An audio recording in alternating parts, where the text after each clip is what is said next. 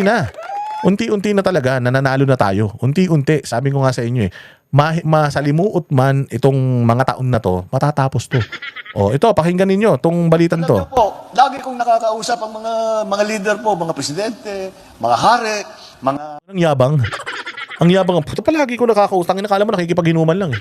Palagi ko nakakausap ang mga presidente, mga hari, sino yung mga nakakausap mo presidente? Ulul. Kaya hindi ka nga pinapansin sa ASEAN, hindi ka nga pinapansin sa APEC. Hindi ka pinansin ni Donald Trump eh. Sino mga hari yung kakausap sa'yo? Prime Minister. O, talunok. O, lunok kagad. O. Alam niyo po, lagi kong nakakausap ang mga leader po, mga presidente, mga hari, mga Prime Minister. Alam mo nagsisinungaling eh. O, tingnan mo, pagsasabi-sabihin ito. At hindi pa ako nakakapag-hello. Sasabihin nila kagad sa akin, alam mo, kami, kung saan, yung mga Pilipino na nandun sa amin, kung nasaan man. Ang ina, no? Napaka-loko-loko, no? Mantakin mo, ha? Kausap daw niya lagi yung mga world leader, hari, at kung sino-sino pa. Hindi pa daw siya nag-hello. Sinasabi na daw sa kanya.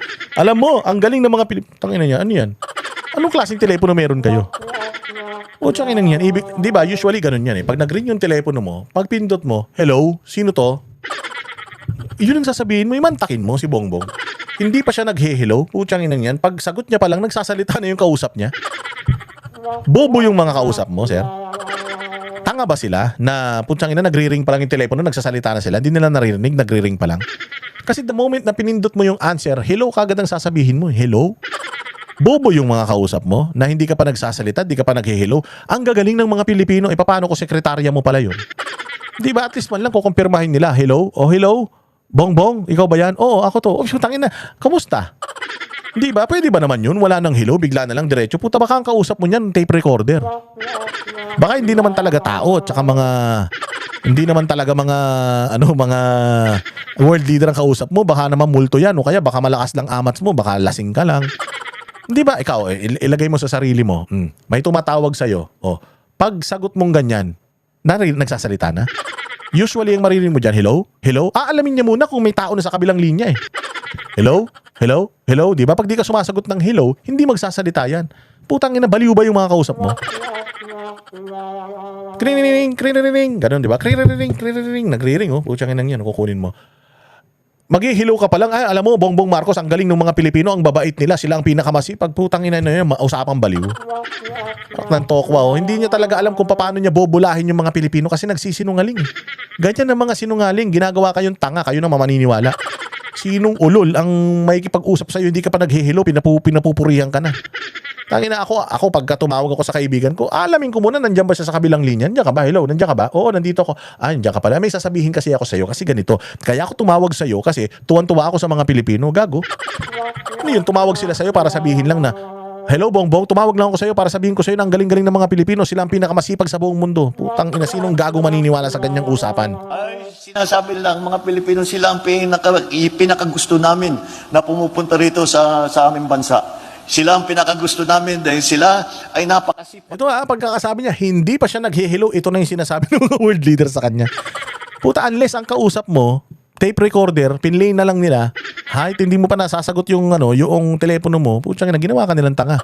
Walang gago Bongbong nagagawa nito. Putang ina, niloloko mo naman yung tao eh. Napakabait. At tumutulong. Kahit wala sa trabaho, tumutulong pa rin. Puta, kahit wala sa trabaho, tumutulong pa rin. Kahit wala sa trabaho, nagtatrabaho pa rin, ganun. Ano yun? Lakas tama? Tamang tamang trabaho yun pagka ganun. Bongbong, putang inang yan, oh. Sabi ko, ganyan naman talaga dito ganyan talaga mga Pilipino. At si hari at reyna ng overtime, ang Pilipino, yun ang reputasyon natin. Dahil napakasipag. Kaya't uli, ay nung nagsimula, ang ating mga kababayan. Putang ina, walang pumapalakpak sa'yo. Alam mo, si Pangulong Duterte, pag nagsalita, lahat nagtatawanan. Lahat masaya. Putya, sa'yo walang nag-a-agree. Ikaw lang nakakaintindi sa sinasabi mo. Sinong gago maniniwala? Na hindi ka pa nag-hello, tinatawagan ka ng mga world leader para lang sabihin, masipag ang Pilipino? Inan yan. Bolero ang putya. Simula, mga engineer, architect, sila ang nagpapatayo, mga construction. Wala nakikinig, Bongbong. Meron lang isang nagbibideo, tapos basher mo pa yan. Sila tumulong sa paglagay ng mga bagong kalsada, mga tulay, mga malalaking construction na project. Hindi, kasi ang tatay ng Royal. Tinan niyo si tatay ng si Royal, Pangulo. Sidney King, expected to land 7. So, pupunta ako. Ganito na lang pagka, anything that you can, Bong, ibigay mo yung number niya, no? Leave them a card, bigyan mo akong card mo, yung ano. I want every Filipino to have access with me. O, paano mo bigyan ng pahalaga ang mga Pilipino? Paano? O, tingnan mo kay Bongbong, ginagago niya. Hindi niya alam kung anong kailangan noong mga Pilipino na yan na kaharap niya dyan. Hindi niya alam kung anong pangangailangan yan. Tamo si Pangulo, alam niya. Alam mo bakit? Kasi putyang ina, exposed siya sa problema ng mga mahihirap at ng mga OFW. Bongbong, mantakin mo, gusto mong sabihin sa mga minute mo dyan na ang galing ng mga Pilipino magpakatulong sa ibang bansa. Bilib na bilib sa inyo, sipagan nyo pa. Tingnan mo kay Pangulong Duterte, paano siya mag-pay ng homage at magbigay ng importansya sa mga OFW. Iwan ko lang kang Ambassador Ver. This is yung direct namin. I want you to have a direct line with me. Well, if not, you can call any relative to call my attention. I'm telling you now, when you go home, hindi naman kailangan Pasko, but there is no more inspection. There is no more customs. Alam mo kasi pag deplane yan, your baggage are deplane, it goes down to a bodega. And it's thrown back to parang escalator na conveyor. So doon meron ng kamera. So doon makikita na kung may kontrabando ka. At saka kung sabihin mo lang na mayroon kang 4 o 5, sabihin palusutin mo yan, kaya mga regalo nila yan, pauwi na nga pabili nito. Kami ng mga mayor noon, baski isang train yung bagahe mo, you are wave through. Sabi ko, lalo na ang OFW. Ito yung alam ni Pangulong Duterte, anong problema ng OFW? Pag uwi nila ng Pilipinas, may 5 kang cellphone, i-hold ka. Ma'am, dineclare mo ba to sa customs? Di ba ganun? Ang daming mga nagagalit kasi yung mga cellphone nila, pinagbibili nila yung para sa pamilya nila tapos wala, mga mangmangman yung mga yan. Hindi naman maaalam yung mga yan.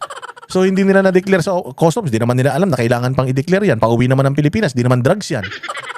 Di ba kinukuha ng customs yan? Kasi nga hindi declared dahil mataas yung value. Pinaghirapan nila yan sa ibang bansa yan yung mga sinasabi ni PRD na simpleng bagay, pero abot mo yung issue. Ito si Bongbong. Manakausap ko yung mga hari. Hindi pa ako nag-hello, sinasabi nila, ang gagaling nyo. Ang inaanong pa kayo ng mga tao kung natutuwa sa kanila yung mga yan. Ang importante sa kanila, putsangin ng yan, masaya ba mga puso namin? O ano magagawa ng gobyerno mo para sa amin? Putsang ina, wala namang buti sana kung sinabi ni BBM dito, huwag kayo mag-alala pag uwi nyo ng Pilipinas kahit wala kayong sakit, magpa-hospital kayo, pwede. Hindi naman, di ba? Putsa, binola lang niya. Ang gagaling nyo daw, believe daw sila sa inyo. Okay. Okay daw yung trabaho nyo. Putsang inang yan, anong may tutulong dun sa buhay ko? O si PRD, tinan mo, because you're doing so much for the country, the country will do this for you. Ganun. Ayun yan to si Bongbong, wala talagang alam Bugok, walang hiya na yan. Ayan. Kami ang boses ng masa, hindi natatakot. Katotohanan lang, di kami nalulunod. Walang bahid ng sismis, lahat ay totoo. Kahit sino ka pa, pag mali ka babanatan ka. Walang pinipili kulay, wala kaming kinikilingan. Basta para sa bayan, kami lalaban. Pag tama palakpakan, pag mali banatan, di matitinag, di matatakot. Para sa bayan, tuloy ang sigaw. Sa harap ng kamera, walang halong takot. Mga baluktot, lahat kayo'y tutumba. Ang hustisya at totoo, yun lang ang mahalaga. Kahit sinong harang, di kami matitinag. Walang pinipiling kulay, wala kaming kinikilingan. Basta para sa bayan,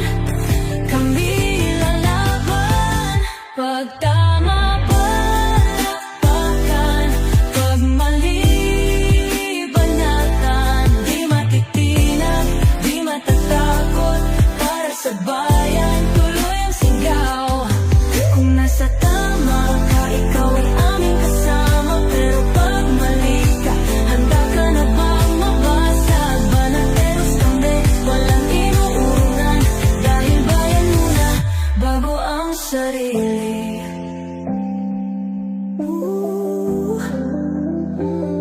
Bago ang sarili.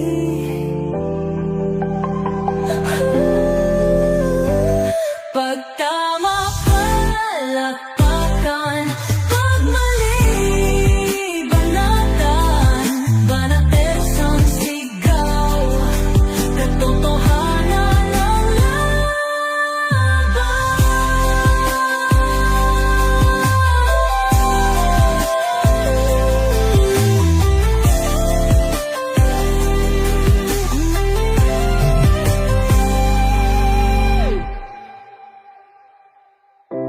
Sa